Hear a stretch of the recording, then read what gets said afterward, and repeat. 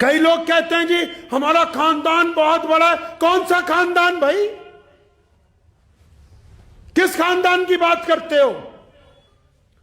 آدم علیہ السلام جب کائنات میں آئے لکھا ہے ان کے بارے میں خاندان تو ایک ہی ہے. آدم علیہ السلام اور اماں حوا کے سے آگے سے جب نسل چلی، اب کچھ لوگوں نے اپنا نام اپنی پہچان کے لیے الگ الگ برادریوں کی شکل میں رکھ لیا. اس کا مطلب یہ ہو گیا کہ تم دوسرے پر آ لاؤ. میرے کریم نبی کہیے صلی اللہ علیہ وسلم نے فرمایا کسی گورے کو کسی کالے پر، کسی امیر کو کسی غریب پر، کسی عالم کو کسی جاہل پر کوئی فوقیت حاصل نہیں ہے.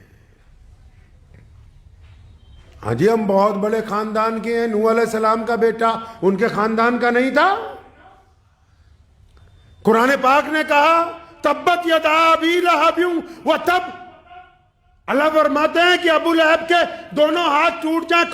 کون ہے ابو لہب؟ محمد رسول اللہ کا چچا لگتا ہے رشتے کے اندر. خاندان میں وہ ہے جس نے رسول اللہ کی روایتوں کو مانا، جس نے اللہ اور اس کے رسول کے حکم کو مانا. ورنہ جو لوگ کل تک اپنے آپ کو محمد رسول اللہ کے رشتہ دار بتاتے تھے، قرآن نے ان کے لیے وحی نازل کر دی کہ خبردار اگر تم میرے کریم رسول کے خلاف بولو گے تو اللہ تبارک و تعالیٰ کو تمہارا وجود اچھا نہیں لگتا ہے.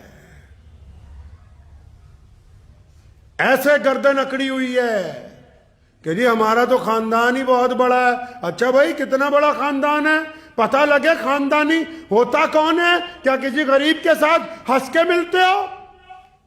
کیا کسی سڑک پر گرے ہوئے کو اٹھا کے اپنی گود میں بٹھا کے لے کے جاتے ہو؟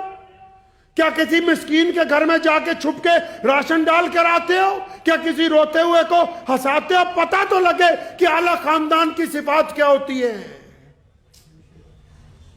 جو عقل کے ساتھ لوگوں کو گالیاں دیتے ہوں، جو لوگوں کی بے عزتیاں کرتے ہوں، وہ کسی خاندان کے کوئی فرد کی حیثیت نہیں رکھتے. خاندانی وہ ہے جو محمد رسول اللہ کی سنت پر عمل کرتا ہو، جو غریبوں کے ساتھ ہمدردی کا وتیرہ رکھتا ہو، جس کے مزاج میں تکبر نہ ہو، جو لوگوں کے ساتھ لب و لہجے میں جس کے نرمی ہو، جس کو عاجزی پسند ہو، جو چھپ کر اپنے رب کی عبادت کرتا ہو، جو حلال اور حرام میں تمیز کو واضح کرتا ہو. کہ نہیں جی ہمیں تو بڑا غرور ہے، ہم فلاں کے، کوئی فلاں فلوں کا نہیں. پیارے نبی حضرت محمد رسول اللہ نے اس کے قاعدے قانون طے کیے. حکم ہوا ہے کہ تکبر کی اسلام میں کوئی جگہ نہیں، لیکن فرمایا ہاں اعمال کے لحاظ سے اللہ کے نزدیک اچھے بن سکتے ہو.